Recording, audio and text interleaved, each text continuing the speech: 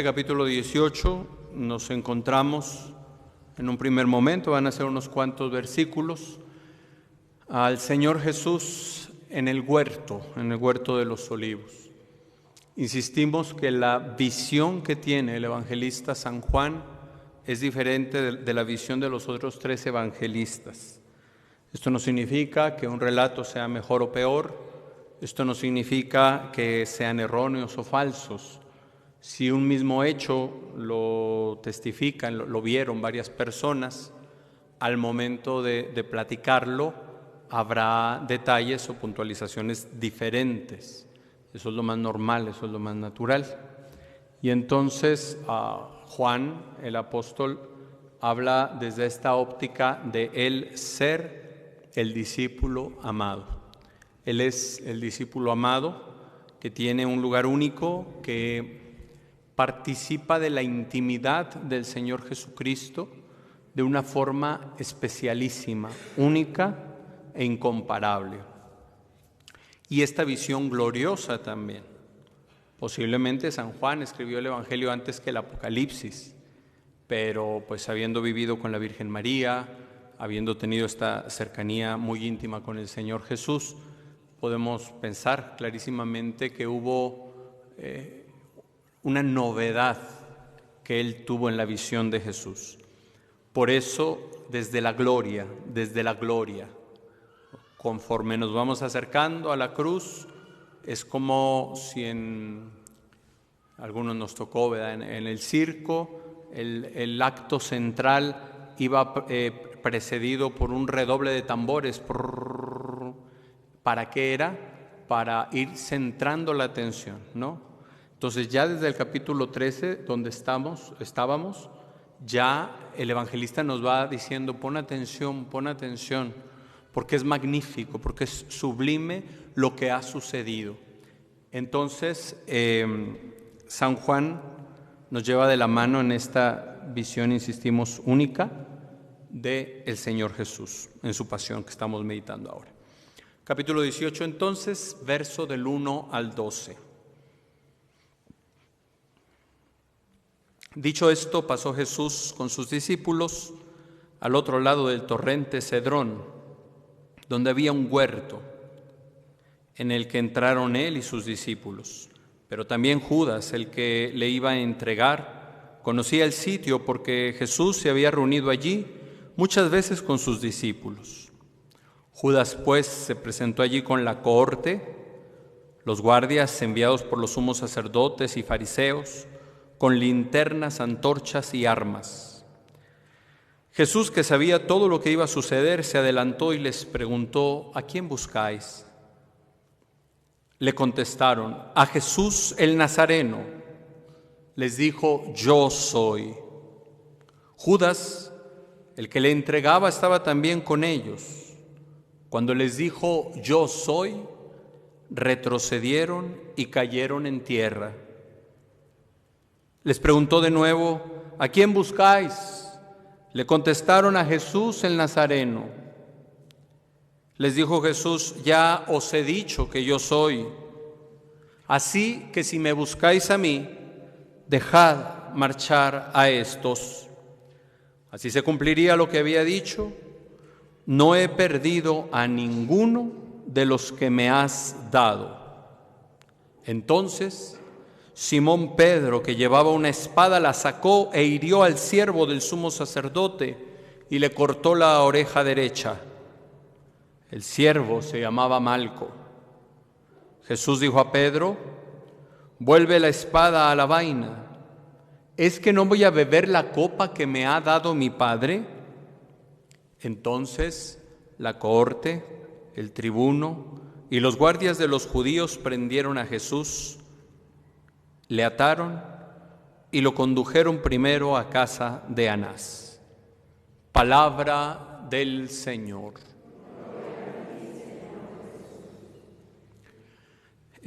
Hay detalles que nos dan los otros evangelios y Juan no nos los platica, como que tras terminada la cena, después de cantar los salmos, o sea, verdaderamente era una cena de Pascua hebrea, Terminada esta cena, cantan los salmos y se dirigen al Monte de los Olivos. Nos dice aquí lo que escuchamos: más allá del torrente Cedrón. Hay salmos que dicen: levanto mis ojos a los montes, ¿de dónde vendrá mi auxilio? El auxilio me viene del Señor que hizo el cielo y la tierra. La Tierra Santa, de alguna manera, se parece a nuestra región en cuanto a montañas, más o menos de los mismos colores y demás, pero en particular llegando a Jerusalén son diferentes. Está una montañita y otra y otra. Entonces, si alguno ha visto una fotografía de Jerusalén, esta fotografía generalmente se toma desde el Monte de los Olivos. Entonces, aquí está la loma de Jerusalén, digamos, el monte de Jerusalén. Arriba está la muralla, de lo que queda de aquella antigua muralla. Y enseguida de ahí era el templo, que hoy ya no existe, desde el año 70. Ahí era el templo. Esta parte de la montaña, ahí están los terrenos funerarios más caros del mundo. Son carísimos. La mayoría de los que están sepultados ahí son judíos, hay algunos musulmanes. Al centro de esta muralla está la Puerta Dorada, así se llama, que era la entrada principal al templo y que está tapiada actualmente, está cerrada. Y es un signo muy bonito. ¿Por qué está cerrada? Porque permanecerá así hasta que el Mesías vuelva. Bueno, ellos dicen hasta que el Mesías venga, porque los judíos no creen que Jesús haya sido el Mesías y los musulmanes tampoco. Pero nosotros creemos y sabemos que sí. Entonces para nosotros es hasta que el Mesías vuelva. Él se entronizará en la ciudad santa, pero no la de la tierra, sino la del cielo, que es la iglesia. Pero bueno, eso es otro tema, ¿no? Pero el símbolo está ahí.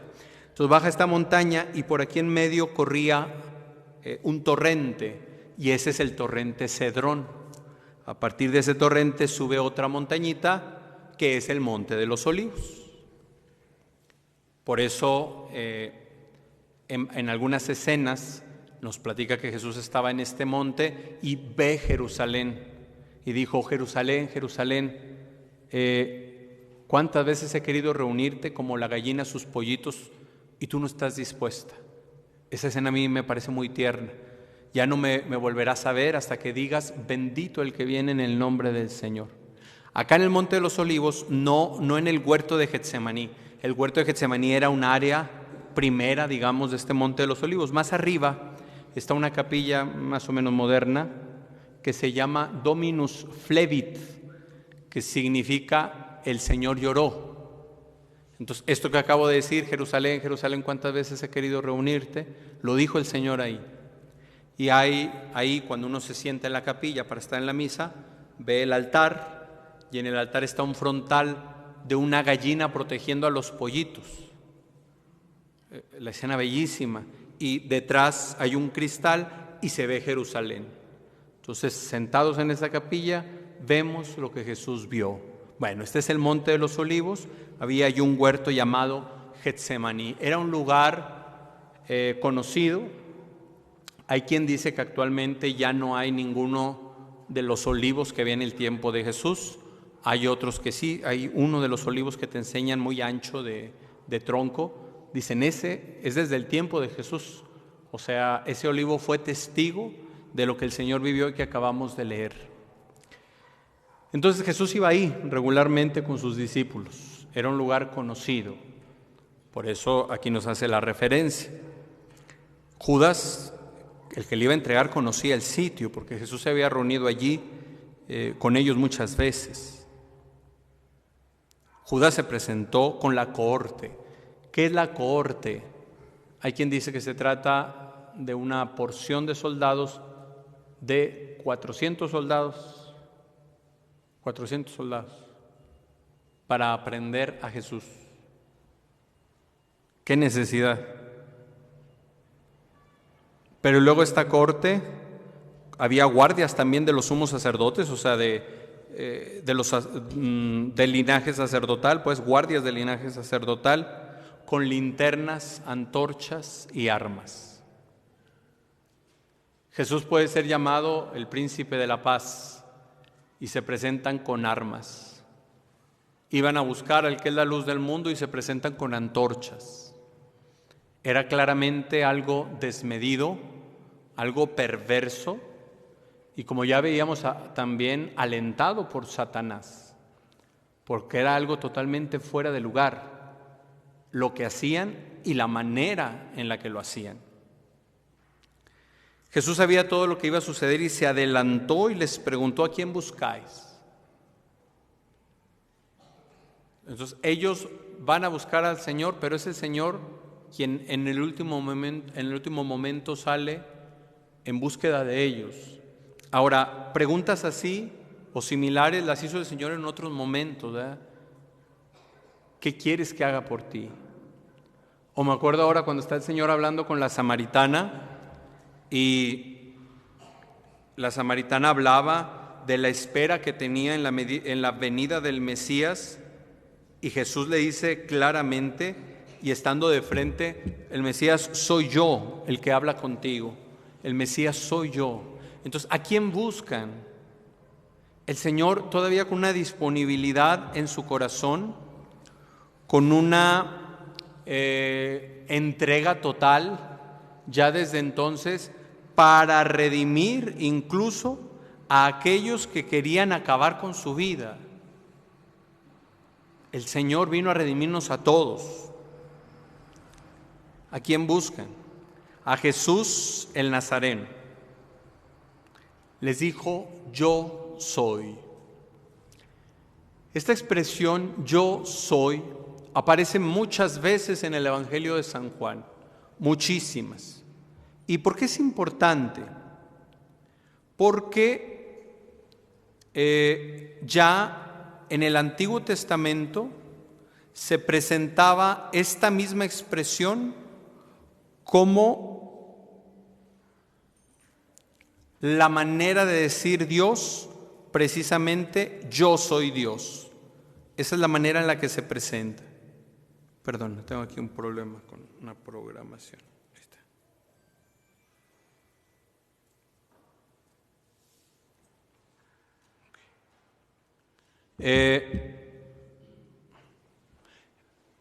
Cuando Moisés, recordamos, en el monte Horeb se encuentra con Dios a través de la zarza ardiendo, le pregunta: ¿y cuál es tu nombre?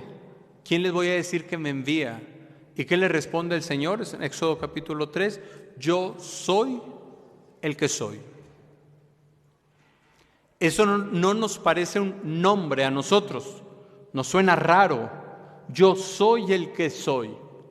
Y sin embargo, está plenamente revelando su identidad divina. ¿Por qué? En filosofía se enseña que hay seres contingentes y seres necesarios. Seres contingentes son los que pueden ser o no ser. Hoy está esta imagen aquí, hoy está este vaso aquí, pero podría no estar, podría no existir, y el mundo sigue siendo lo que es. Y hablando de seres necesarios, estrictamente solo hay uno, que es Dios.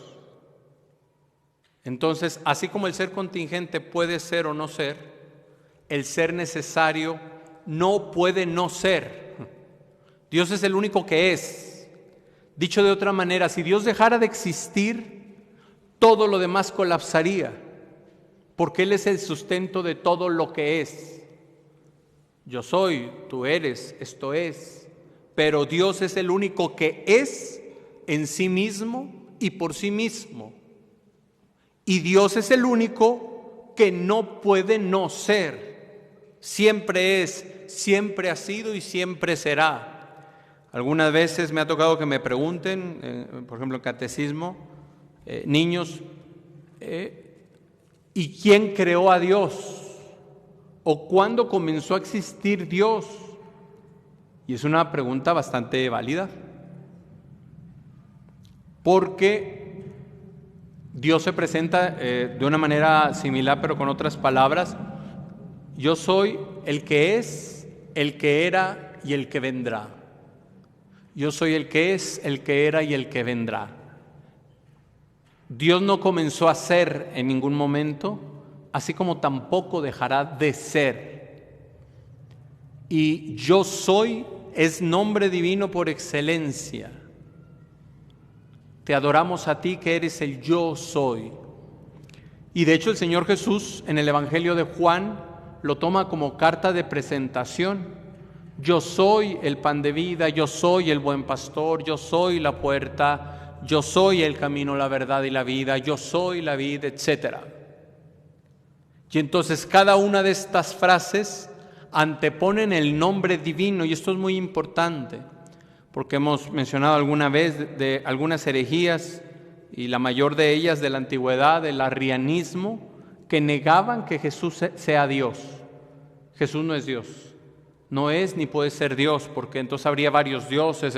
Eso es falso, es una confusión. Y entonces la versión actual del arrianismo serían los testigos de Jehová. Ellos no creen que Jesús es Dios, por eso no son cristianos ni son protestantes. Tampoco los mormones no son cristianos ni son protestantes, porque no creen en Dios como nosotros creemos en Dios, como Dios mismo se ha revelado. Entonces Jesús es verdadero Dios. Y aquí acontece algo que llama mucho la atención. Cuando les dijo yo soy, retrocedieron y cayeron en tierra. ¿Por qué? Porque es la fuerza del nombre divino. Porque es algo tan majestuoso y solemne que el mismo Dios revele su nombre, que la carne humana es incapaz de soportar tanta gloria y solemnidad. ¿Se entiende esto? Como no fueron capaces, algunos de los que no nos dice cuántos, no nos dice quiénes, nada más dice que cuando oyeron, podemos decir entonces los que alcanzaron a oír, tan pronto como oyeron, cayeron por tierra. Cayeron por tierra. Y el postrarse en tierra es un signo de adoración. Y en este caso podemos decir que es un signo de adoración involuntaria.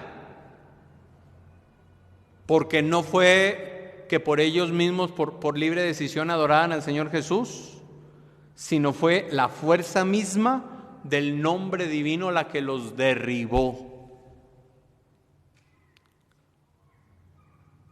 Siempre tenemos que recuperar, entre tantas cosas, la noción de lo sagrado y la noción de eternidad, la noción de lo sagrado. Esto lo he hablado muchas veces. Nos hemos mal acostumbrado a las cosas y lugares sagrados. Nos hemos mal acostumbrado. Estar en el templo como si fuera la Alameda o cualquier parque, platicando, distraídos, conversando en el celular con otra persona, no sé, es un signo de que hemos perdido la noción de lo sagrado. Lo he mencionado también en otras ocasiones, aunque esto es medio atrevido, pero la manera en como un sacerdote, y cualquier fiel, pero hablando en particular de los sacerdotes, trata las sagradas especies eucarísticas, revela su fe o ausencia de la misma en la presencia real de Jesús en la Eucaristía. ¿Por qué? Porque si lo que estoy tocando con mis manos es Dios, ¿cómo merece ser tratado? ¿Con qué cuidado debería elevarlo y con qué delicadeza depositarlo de nuevo en la patena? Porque es Dios. En la profanación satánica que les platiqué que estaba aconteciendo en Estados Unidos la semana pasada, y un católico se atrevió a meterse para consumir las sagradas formas, vi unos comentarios respecto a este video y decía una persona: unos fanáticos atacando a otros fanáticos.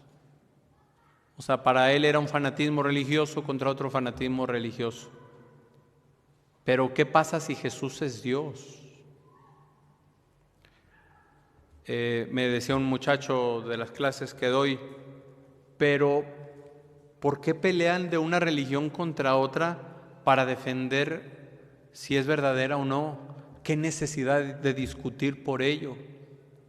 Pues qué necesidad, que si Jesús es Dios, lo que dijo es verdadero, sigue siendo verdadero, perfectamente válido. Y si es verdadero lo que dijo, y Él dijo que Él es el camino para ir al Padre, y que nadie va al Padre si no es por Él, y que no hay otro nombre dado a los hombres para la salvación, sino que el nombre de Jesús, significa que solo en Él hay salvación. Y si no fuera así, que el Señor Jesús no fuera Dios, pues entonces nosotros los cristianos estamos en el peor fraude de la historia de la humanidad, porque hemos dejado que nos jueguen el dedo en la boca, nos hemos dejado engañar. Entonces, este cuestionamiento sobre la divinidad de Jesús no es indiferente y no podemos ser indiferentes a ello. Platican que un protestante decía: es que yo no creo en lo que ustedes dicen, que Jesús está en la hostia, porque no creo porque ustedes tampoco creen, decía los católicos. Porque si yo fuera católico y creyera con todo mi corazón que allí está presente Jesús, yo no me querría apartar de Él. Yo querría estar con Él. Y bueno, esta semana se ve bien bonito el templo con tantos de ustedes aquí en la misa diaria, pero de ordinario, los mismos. Y luego tenemos fecha de caducidad, entonces de repente uno menos y uno menos.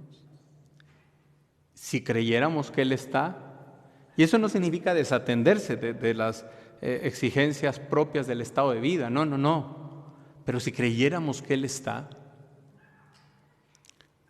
Aquí, bueno, una cosa que yo noto muy bella es que los que vienen habitualmente a misa saben vivirla muy bien, y desde que yo llegué, saben vivirla muy bien. O sea, no a partir de que yo llegara, sino cuando yo llegué ya lo sabían vivir.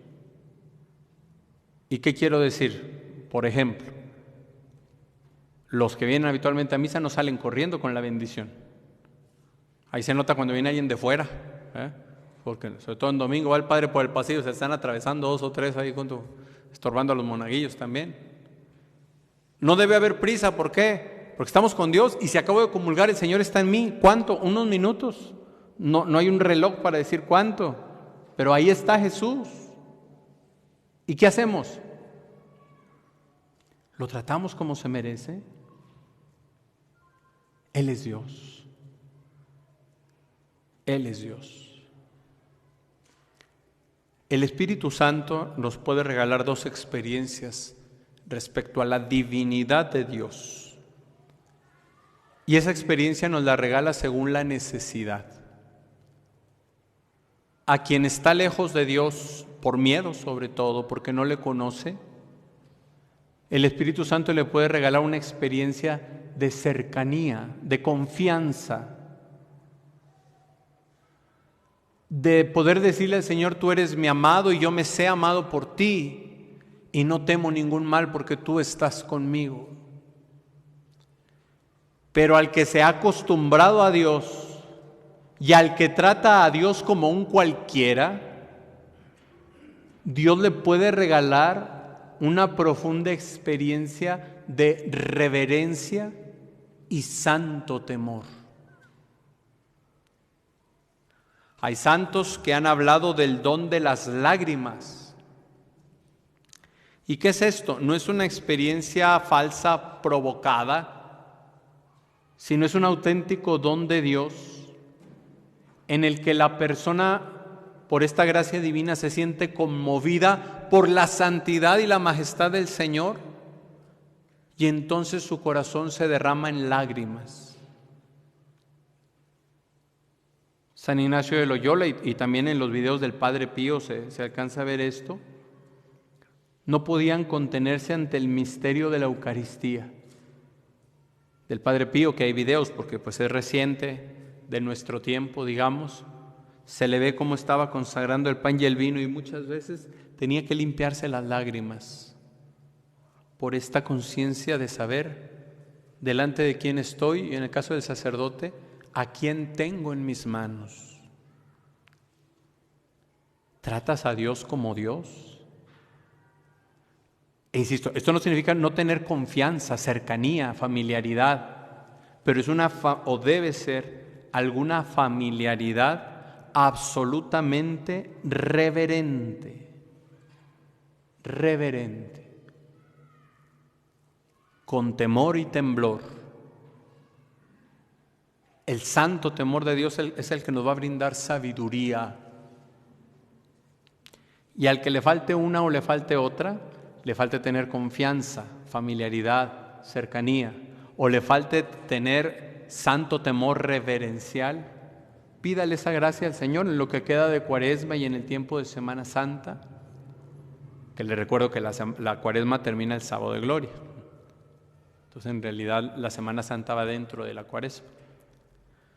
Pidámosle en este tiempo al Señor que nos regale esa experiencia, ese amor reverencial. Yo quiero estar contigo, yo quiero estar contigo.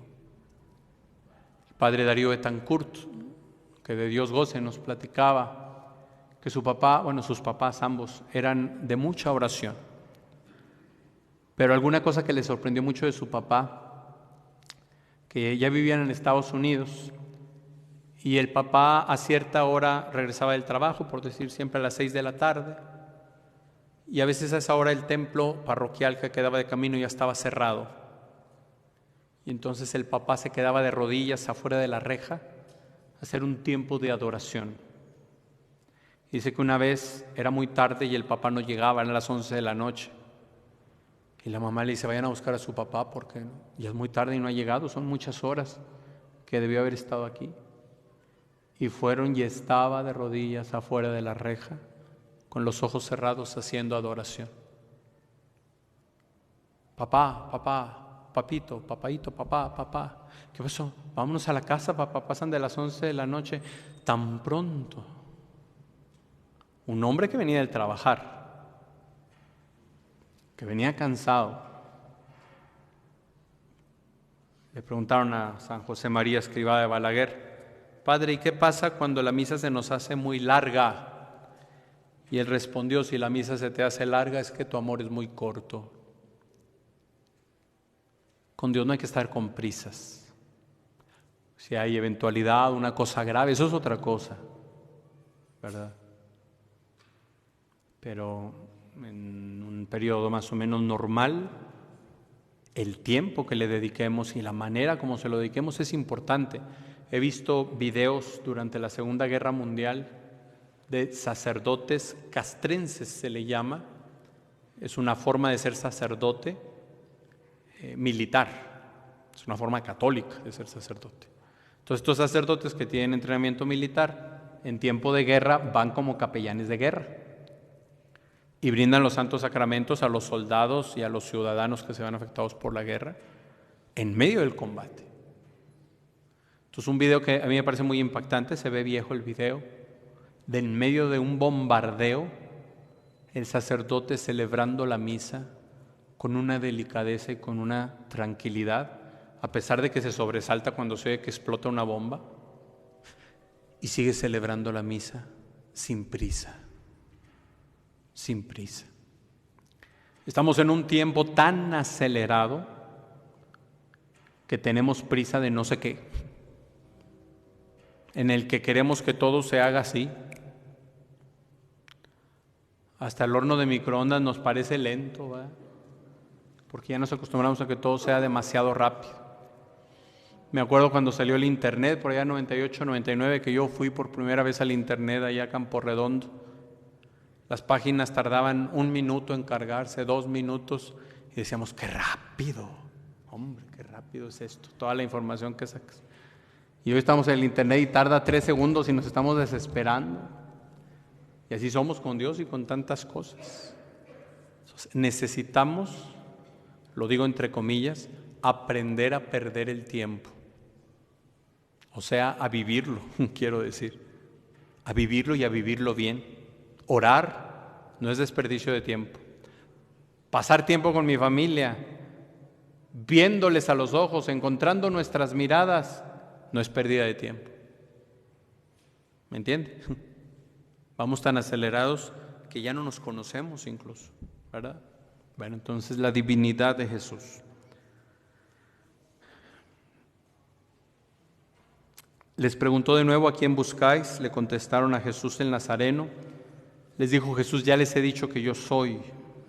Así que si me buscáis a mí, dejad marchar a estos. A ver, ¿cómo se presenta Jesús? Como soberano.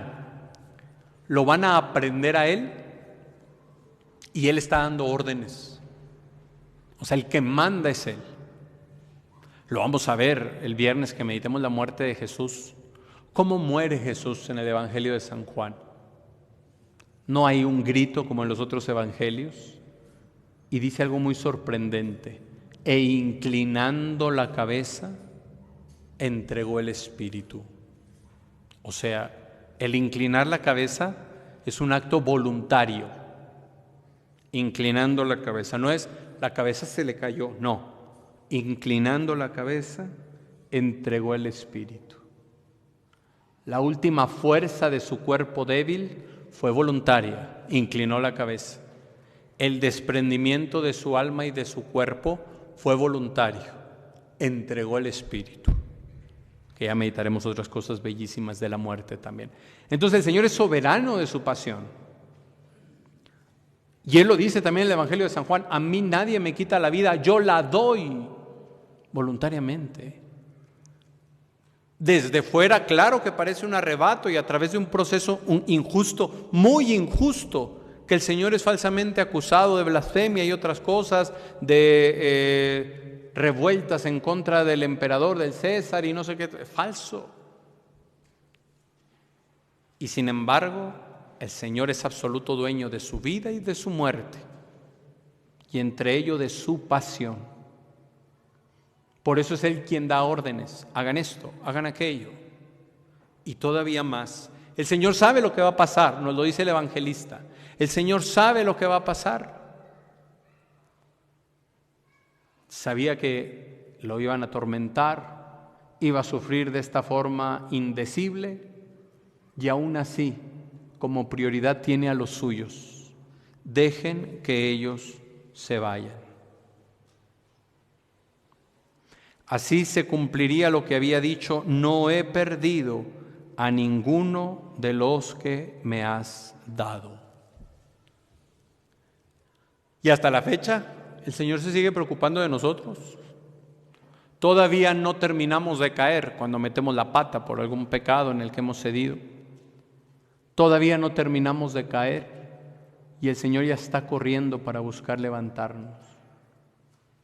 Se preocupa por los suyos, porque al final de los tiempos Él tiene que llegar con el Padre y decir una vez más esto mismo que ha dicho: no he perdido a ninguno de los que tú me has dado. ¿Qué decir de nosotros? Pues no cooperemos en que el Señor pierda a los que el Padre le ha dado, o sea, nosotros mismos. Hay un orden en el amor: debo amar a Dios sobre todas las cosas y al prójimo como a mí mismo. Pero entre el prójimo y el mí mismo hay un orden. El prójimo más prójimo soy yo. Después de Dios me tengo que amar a mí, no de forma egoísta, encerrado, encriptado, despreciando a los demás, no. ¿Qué quiero decir con amarme a mí mismo? Custodiar por encima de todo la salvación eterna de mi alma y con ella mi cuerpo. Me acuerdo de alguna mamá que ante un hijo que estaba muy alejado del Señor, esta madre, con un buen corazón pero pésimo pensamiento en ese momento, dijo: Padre, es que si mi hijo se condena, yo me quiero condenar con él. Nuestra salvación nunca debe ser negociable. Nunca. Nunca. Dijo algún fulano, pues es que hay que disfrutar porque la vida es corta. Y le contestó otro, pero con prudencia y santidad porque el infierno es eterno. Y eso es real. Es en ese sentido que digo, si debo amar a los otros como a mí mismo, pues tengo que amar a mí mismo primero. Si no, ¿cómo voy a amar a los otros? Y mí mismo, a mí mismo, que tengo que custodiar por encima de todo la salvación. Por encima de todo. E insisto, no es ni puede ser negociable. Si alguien que yo amo me propone hacer algo inmoral, lo que sea, mira, voy a sacar estas cosas aquí del trabajo, yo lo saco y afuera te doy un tanto. Inmoral, no puedo aceptar. Y cualquier otra forma de tentación no la puedo aceptar porque mi salvación no debe estar en venta. No debe estar en venta, jamás. Y nunca habrá algo tan valioso como para que me merezca perder la salvación. Nunca. ¿Queda claro? Tener esta claridad. Un detalle que no he dicho y que lo sabemos, ¿cómo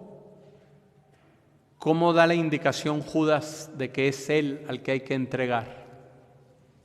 Con un beso. Y cuando Jesús le habla de esto, le dice, amigo, ¿con un beso entregas al Hijo del Hombre? Qué duro.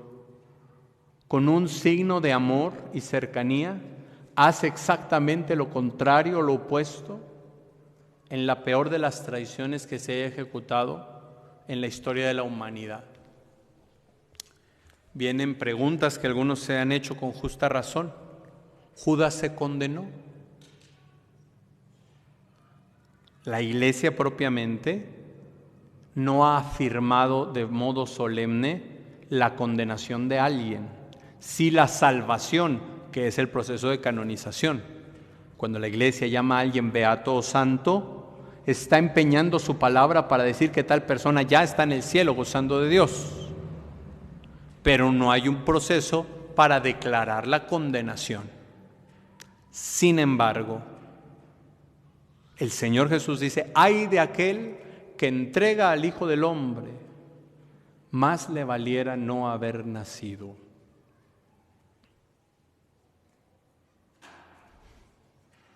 ¿Cuál es la peor de las suertes para un hombre? La condenación. Si el Señor dice esto, no lo dice en juego, porque hay unos absurdos, que incluso se llaman teólogos a sí mismos, que dicen que cuando el Señor habla de condenación o de infierno, es como cuando la mamá le dice, ahí viene el viejo del costal y te va a llevar si no te portas bien, nomás para que te portes bien y hagas caso, pero la mamá nunca lo haría, como si Dios estuviera jugando con nosotros. No, Él habla en serio, absolutamente en serio. Por eso debemos tener mucho cuidado, insisto, con nuestra salvación. Simón Pedro, que llevaba una espada, la sacó e hirió al siervo del sumo sacerdote y le cortó la oreja derecha. El siervo se llamaba Malco, nos dice otro evangelio que el Señor lo sana a Malco. A mí me parece un poco simpática la escena porque el Señor ya se está disponiendo a la entrega y Pedro, impulsivo como siempre, hace que el Señor se tenga que regresar, ¿no? Para arreglarle la oreja al otro y entonces ya seguir con su entrega. Legalmente, hasta ahí donde nos platica San Juan, este hombre que ha sido mutilado ya no va a poder participar de la Pascua, porque es impuro por la sangre derramada y por la mutilación que le han hecho. Pareciera que Jesús queda impuro, porque también derrama su sangre y demás, solo que es la pureza misma, Él no puede quedar impuro, sino a través de la profusión de su sangre, nosotros hemos sido purificados. Vamos preparando. Jesús dijo a Pedro, vuelve la espada a la vaina, ¿es que no voy a beber la copa que me ha dado el Padre? ¿Recuerdan que había dicho el Señor ya antes de la cena? ¿Acaso voy a decir, Padre, líbrame de esta hora, si para esta hora he venido? Y ahora completa esta idea, ¿no voy a beber la copa que me ha dado mi Padre? En los otros evangelios nos revela este conflicto humano de Jesús, si podemos llamarle así. Padre, si es posible, aparta de mí esta copa, pero no se haga lo que yo quiero, sino lo que quieres tú. Incluso los otros evangelios nos dicen que Jesús sintió pavor, terror, angustia. Lucas incluso nos dice que era tal lo que Jesús vivía en su corazón que empezó a sudar como gruesas gotas de sangre. Y hasta envió Dios un ángel a consolar al Señor. Cuando tuve la gracia de ir a Tierra Santa en 2017, yo pensé que yo iba a ser un mar de lágrimas en el Calvario, porque llegar al lugar donde mis pecados fueron pagados y perdonados, y los de toda la humanidad, y en la misma iglesia del Santo Sepulcro se llama, entras y está el Calvario, y al fondo está el sepulcro vacío, y luego decir, de aquí resucitó. Es el único muerto que por fuerza propia ha vuelto a la vida, pero para no morir jamás. Pero yo decía, no hombre, llegando al Calvario voy a hacer un mar de lágrimas. Y fue una experiencia maravillosa, pero no lloré como yo supuse que iba a llorar. Pero vamos al Huerto de los Olivos. La basílica que está ahí se llama Basílica de las Naciones. Y uno entra y en el altar está enfrente una piedra plana, donde se dice que ahí es donde Jesús vive su agonía. Pero al lado derecho, pegado a la pared, está otra roca con esta forma. Cuando yo era niño, mi abuela tenía una pintura en la sala de Jesús en el huerto recargado en una roca con esta forma, así como un reclinatorio, no sé, para reclinarse, ¿no? Así, y luego ya elevado. Y entonces cuando estoy haciendo oración ahí, como estaba la misa, pues no me pude acercar a la roca frente al altar. Estaba ahí frente a la roca y me viene aquel recuerdo de Jesús recargado en esa roca, en la pintura que vi en mi infancia. Y luego me viene una claridad muy fuerte. Para Jesús, humanamente, ese fue el momento más trascendente y definitivo. Jesús, como verdadero Dios y verdadero hombre, tenía inteligencia divina, inteligencia humana, voluntad divina, voluntad humana, memoria humana, no memoria divina, porque Dios no tiene memoria, porque no la necesita, Él lo conoce todo de forma inmediata. Entonces hay una doble voluntad en Jesús, no dos personas, no, es una persona porque es persona divina, pero al asumir la naturaleza humana, esta naturaleza humana que es cuerpo y alma, en el alma tiene voluntad. ¿Se entiende esto? Insisto, no son dos personas, pero Jesús siempre y absolutamente libre, Jesús siempre y absolutamente libre, unió su voluntad a la del Padre. En este momento en el que tenía miedo, según los otros evangelios, es totalmente sincero en lo que siente. Esto es muy importante. No hace por llenar el ojo o parecer que queda bien, sino revela lo que hay en su corazón humano. Padre, si es posible, aparte de mí este cáliz. Porque nos dice aquí San Juan que ya sabía lo que iba a vivir, sabía lo que se estaba enfrentando y no era una cosa indiferente. Pero viene luego la rendición total de la voluntad humana de Jesús a la voluntad divina. Pero no se haga lo que yo quiero, sino lo que quieres tú. Y San Juan nos lo completa, es que no voy a beber la copa que me ha dado mi Padre. ¿Qué es la copa? En el Antiguo Testamento aparece varias veces la imagen de la copa de la ira divina, el castigo por el que Dios tenía que vengar todos los pecados. En la copa que Jesús está bebiendo en el huerto, Él y solo Él está bebiendo los pecados de toda la humanidad, para que de alguna manera, por decirlo así, se impregnaran en su carne. Y una vez que su carne fuera desgarrada en la cruz, el pecado fuera anulado definitivamente. Qué fuerte, ¿verdad? La entrega total y definitiva del Señor. Y me venía este ejemplo. No sé quién haya visto un bungee.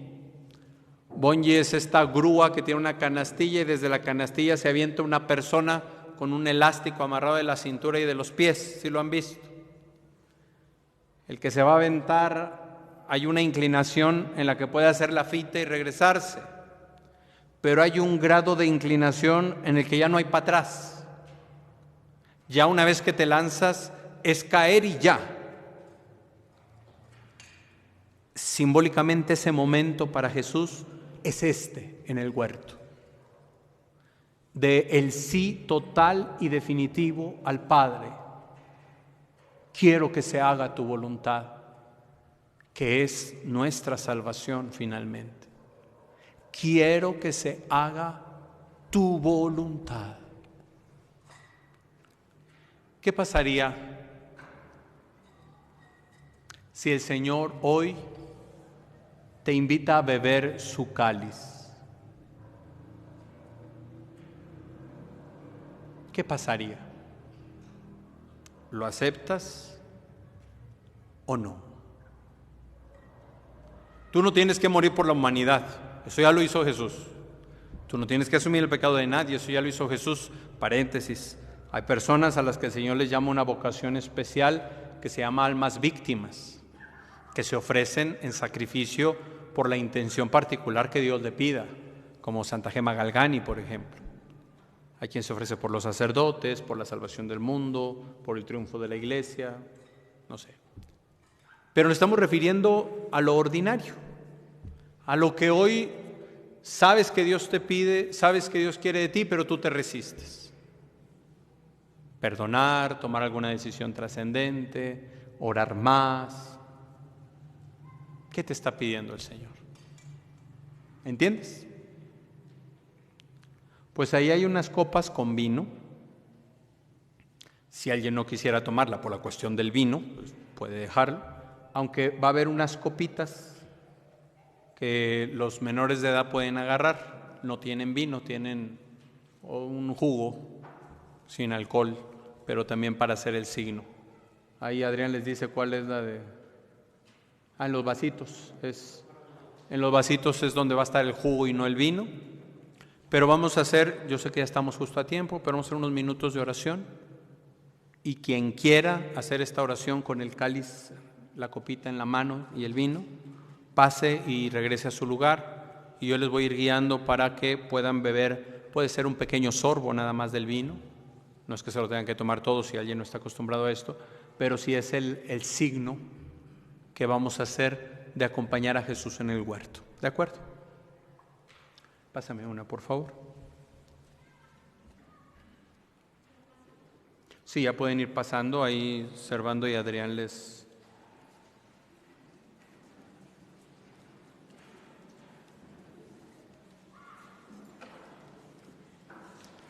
Ahí los que están en el Zoom, pues aquí está el símbolo de la copa con vino. Únase interiormente, si alguien tuviese vino en su casa, puede hacer el signo. Es una cosa seria lo que estamos haciendo. Nos unimos en oración. Quienes vayan teniendo ya la copa en sus manos, tómenla así con las dos manos, contemplen el vino. No es sagrado, este vino no es sagrado. Entonces, si alguien al final va a tirar lo que le sobró ahí en el jardín, no pasa nada, no es sagrado, es solo el signo que nos está ayudando. Pero contemplar, ¿qué me pide hoy el Señor? ¿Qué me pide? ¿Qué me pide? En este cáliz de su voluntad, ¿soy capaz de decir con Jesús, no voy a beber la copa que el Padre me ha dado? ¿O todavía tengo miedo? Y pueden ser varias cosas, ¿no? A lo mejor para hoy siento que el Señor me pide 3 cosas, esto, esto y esto, y puedo dar 2 primeros sorbos porque a esto y esto ya estoy dispuesto, pero para la tercera cosa tengo tanto miedo o tengo tanto enojo que no quiero decir sí, etc. Y mientras voy cantando, usted va orando y puede ir dando estos pequeños tragos como signo de ese sí a la voluntad del Padre. Que voluntad de Dios no significa necesariamente sufrimiento o dolor. La voluntad de Dios es santa y para siempre estable, dice el Salmo.